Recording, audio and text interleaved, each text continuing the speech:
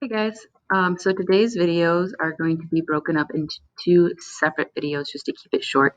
This would be mainly for the distance learners who weren't in class for the notes. So for those of you distance learners, go ahead and get out a sheet of paper. Make sure you're ready to take notes. We're going to go back and mark these notes so that way we can use it for our assignment today, the one-pager. So we're going to be talking about the medieval ages. It also goes by the phrases Dark Ages or Middle Ages. Just to put it in perspective, we finished talking about Rome. The Middle Ages starts once Rome is conquered, and it lasts a really long time, especially in comparison to some of these more modern eras. All right, so here's where you would start your notes. Remember, this is the heading. Make sure you think about how you want to bold, underline, or accentuate your vocab words. Okay, so the definition of the Middle Ages, it lasted a really long time, like I said in the last slide, from the 5th century to the 15th century. They call it the Dark Ages and medieval times. If you use either one of those, that's absolutely fine. I'm not going to count it incorrect or anything. It started after the fall of Rome and ended before the Renaissance. Go ahead and put the video on pause if you need more time to write. Push play when you're ready. So here's where we left off with the Roman Empire, where everything that's marked in green, was united under the Roman emperor. That's a lot of territory in Europe, northern Africa, and parts of the Middle East. Here's what it looked like after the fall of Rome, where there was all these little teeny tiny kingdoms broken up all over the place. There wasn't a whole lot of unification, and it was just small little pieces of land being controlled by a king. Okay, so this is a new heading in your notes, feudalism. Feudalism is the political or economic system based on holding land in fief or fee. So a majority of the people in the Middle Ages were peasants, poor peasants, and they didn't even own the land that they were farming on. So their main job was farming. They didn't own the land. So that means that they were growing crops, keeping most of them just to survive for the year for themselves and their families. Any extra that they had, they would either give directly to the landlord as payment for the rent, or they would sell and then use that money to pay the rent. So this kind of kept them in a cycle of poverty. Like they were never able really to save up money to eventually buy their own land. And that was designed on purpose. All right. Each of these little fiefs or little kingdoms that you saw on the map previous, they were headed by a king who usually hired nobles or lords to kind of keep track of the peasants and appoint knights to use as a military to keep control. So it's kind of an exchange where the kings had a lot of power, they had the military, and the deal with the peasants were that they would protect those peasants from any other neighboring kingdoms in control for pretty much like working the land and living in poverty for the rest of their lives. So not necessarily the best deal. Here's kind of a little structure to show you how it worked. The kings were at the top, they hired the nobles appointed those knights helped keep control of the peasants. All right, so just like with the Code of Hammurabi, where it taught us a lot about what life was like in ancient Babylonia based on what their laws were, same thing with the Middle Ages.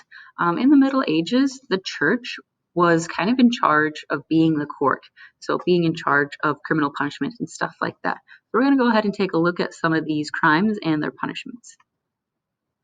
All right, here's what you need to add in your notes. This italicized part, don't add in your notes. So that's just a note for me, so that way I don't forget to go over that. So trial by ordeal, this means giving someone a physically trying test to see if they're guilty or innocent of a crime, or even to what degree of guilty they are. So if you remember from the Code of Hammurabi, there were some where the punishment was you were thrown into the river.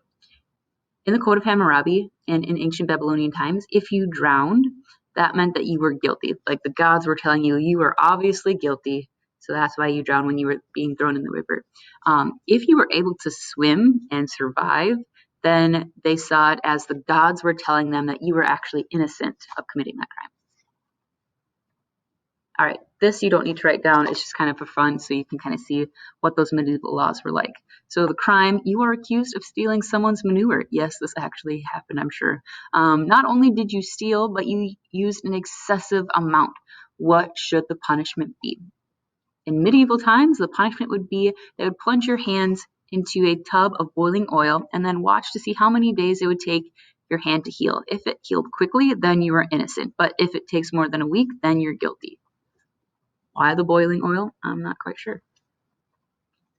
All right, in medieval times, the crime was you are a peasant and you've been accused of lying to your lord. What should your punishment be? In medieval times, you would drink poison, and if you died, then you were obviously guilty. But if you lived, then you were innocent. These were all usually like signs from God or like a higher power who was intervening, right, to either show the people that this person was guilty and that's why they died, or this person is innocent and so they're going to save their life. All right, the crime. You were accused of breaking a small horse carriage while working on the manor. What should your punishment be? In medieval times, you would have to carry hot coals across the manor. If you cry out in pain, then you're obviously guilty.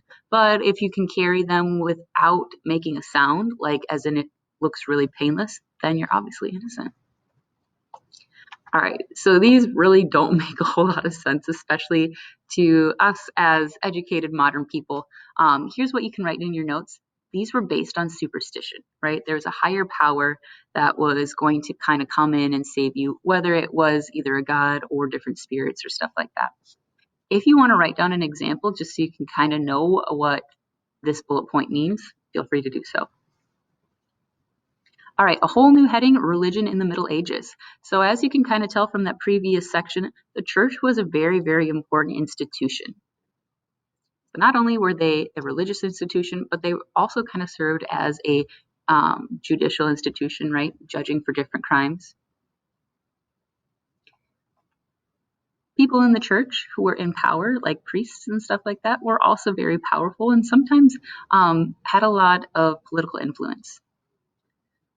The church controlled all aspects of your life back in the day. They were there when you were born by baptizing you. They kind of kept track of time, like days and everything like that for you. Holidays were dictated by the church. They were there when you died by, issuing you the last rites and instilling this idea of heaven and hell. So even beyond your death, they were there. Priests were often the only literate people like within that area. So in our ancient times, we saw literacy was held mainly to like kings and queens, maybe a few noblemen, but now it's kind of spreading to priests. Still not everyone, right?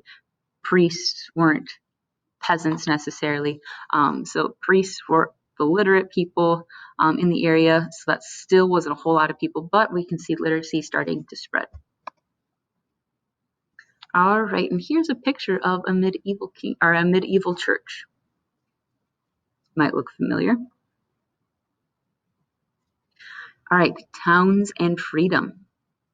Most people were living in poverty on the land that was owned by somebody else. And remember that it was a cycle of poverty. They couldn't actually escape or buy their own land. They were kind of stuck growing enough food for themselves, and whatever was left over went to pay the rent, and they would just start all over the next year, the next growing season. In the medieval ages and the Middle Ages, towns were starting to grow, and people were trading more across seas and oceans, and they were able to make money by trading. To go into town and have a job like as a baker or any other specialization was seen as freedom. Like you were your own boss now. You didn't have to report to a landlord. Some of you might be thinking, well, why didn't everyone do this? It was really, really hard to do. Most of the time you had to pay somebody. You started as an apprentice, so you had to have money saved up already to go and learn how to do your trade, and then you wouldn't get paid necessarily as much as like the master of the trade, the person you're learning from. So not only did you have to pay the person you're learning from, but you didn't get paid as much for your work. But if you were able to do so, it was like, freedom, you're your own boss. All right, so that's the notes for today. There is going to be a short text to help you out with the assignment. I'm going to go ahead and end the video right here so that way we keep them nice and short.